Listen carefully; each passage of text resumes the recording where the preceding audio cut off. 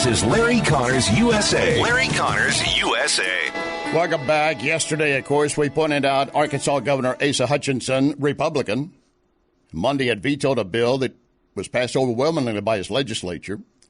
The bill would have blocked transgender procedures for minors, including drugs and surgeries, preventing transgender procedures from being considered deductible expenses for income tax purposes. The governor's statement regarding House Bill 1570 said if it becomes law, he said, we're really going to hurt young people who are already in the midst of going through a gender change, either by drugs and or surgery. And if it stops now, that does a disservice to them. He said if it had been simply a bill about chemical castration, I would have gone along with voting for it. Well, it does involve chemical castration. But his point being, I'm trying to protect kids who might be caught in that right now. Make sense to you? Joining us now is the political editor at the Federalist, Daniel Davidson. We've had him on numerous times. Welcome back, John. Thanks for having me. Well, I was looking at a piece you wrote, and the title says pretty much everything. Republicans who won't stand up against the left are worthless. I don't think you're going to get many in this audience who would disagree with that. And you're specifically pinpointing Governor Hutchinson of Arkansas? That's right. Governor Hutchinson of Arkansas, as a GOP leader, is worthless. He says all the right things. He pretends that he cares about conservative values. He's for lower taxes. He likes to sign pro-life bills. But when the push comes to shove and it's time to stand up against the cultural left, it's time to stand up against radical transgender procedures being performed on young people, he doesn't have the guts and he doesn't have the fortitude to stand up and do what's right. His appearance on Tucker was an embarrassment. His political career should be over. He's a fool. And he's worthless as a Republican leader. And we don't have time or patience for people like him in the party anymore. Too many years have gone by where we've elected Republicans thinking that they would represent our values, where they would defend what's right, would defend the Constitution, would defend what's morally right. And time again, we get people like Asa Hutchinson and Governor Kristi Noem of South Dakota who say one thing and do another. They're worthless. We should never elect those kinds of people again. Well, he's up. His term is coming to an end. He won't be able to run for re-election, I understand, anyway. Yeah. But you don't have anything nice at all to say? I mean, you're pretty harsh.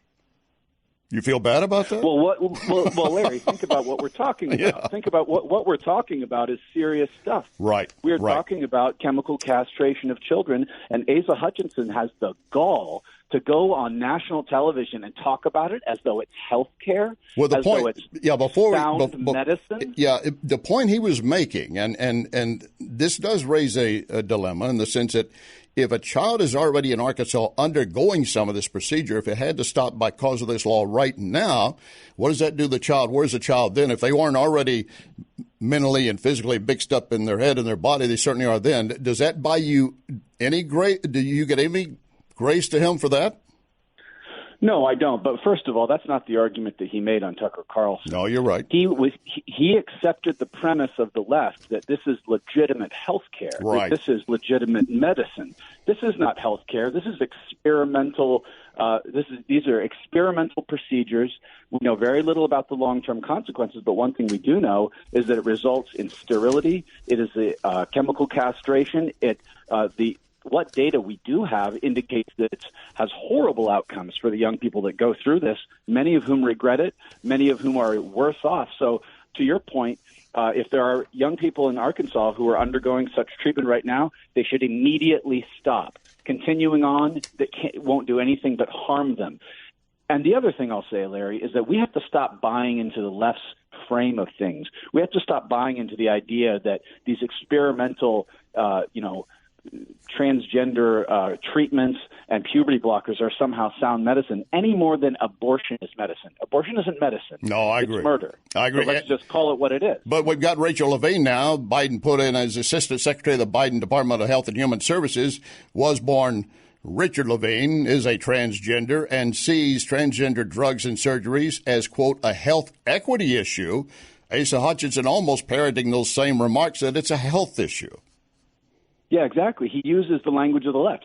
Make no mistake, Rachel Levine is a man. He'll always be a man. He always was a man. He's a man now.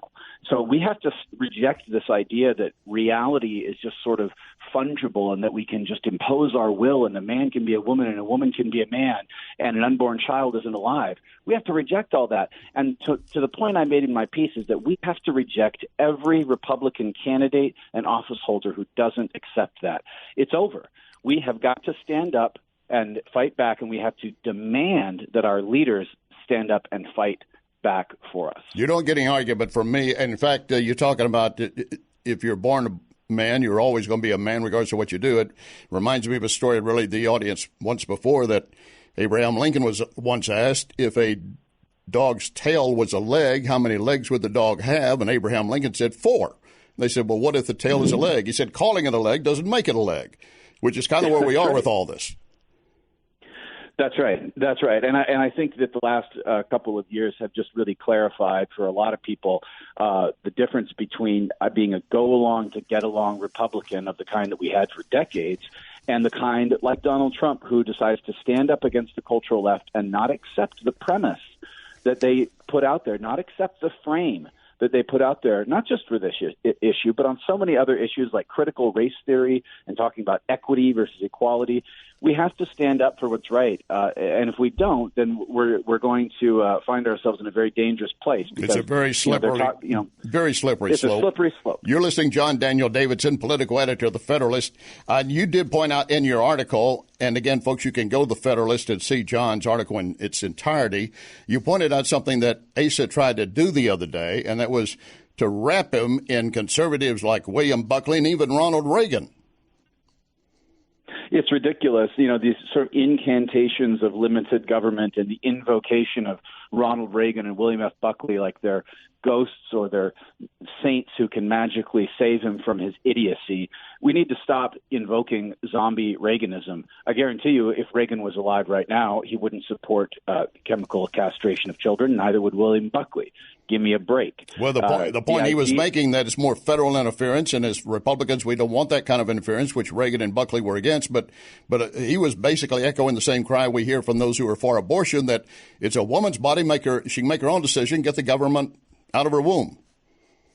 Well, the government has legitimate things that it can interfere with. That, as conservatives, we understand that government has a limited sphere, but one of those spheres is to protect people, to protect children, just as the government has a legitimate interest in getting a child out of an abusive home or protecting people who are victims of crime. The government has a legitimate interest in preventing parents from being able to abuse their children. It doesn't matter if some left-wing doctors agree with it or not.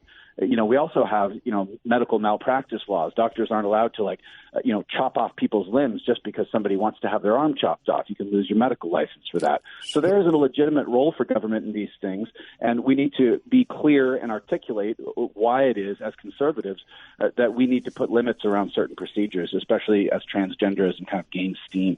You also roll into your article South Dakota Governor Kristi Noem, which you mentioned a moment ago, because she was not going along with the bill that would prevent males from competing in female sports and saying the wording wasn't exactly right. Now, you're saying she was just dodging the issue, and she also is gutless and spineless.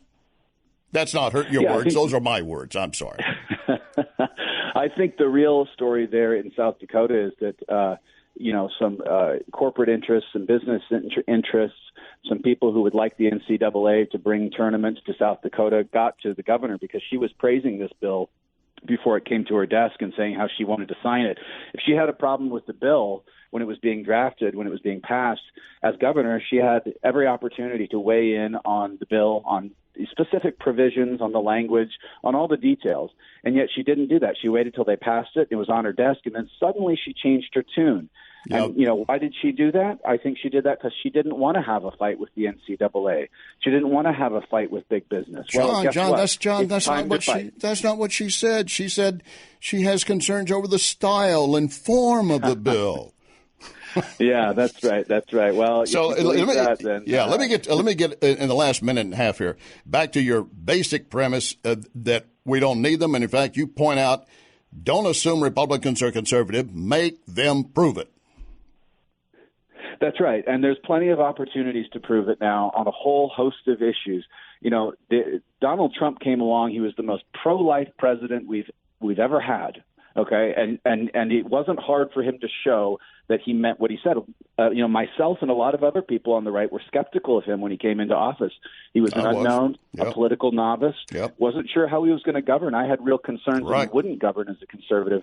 But you know what? He actually did things that no president has done. And that's the kind of leadership we need in the Republican Party, someone who will stand up to the media, stand up to the left, stand up to the critical race theory people in our elite institutions of academia, and call a spade and say, we're not going to stand for this. We're going to fight. And if we need to fight the corporations, we fight the corporations. Fine. John Daniel Davidson, thank you very much. I think, folks, again, political editor for the Federalist, I think we agree we need to put the line down now, not go any deeper into this nonsense. John, thanks very much for your time, as always.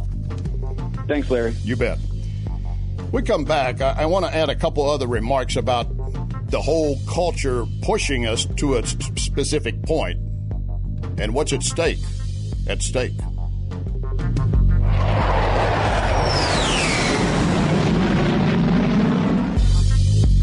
You can connect with Larry on Twitter @LarryConnorsUSA.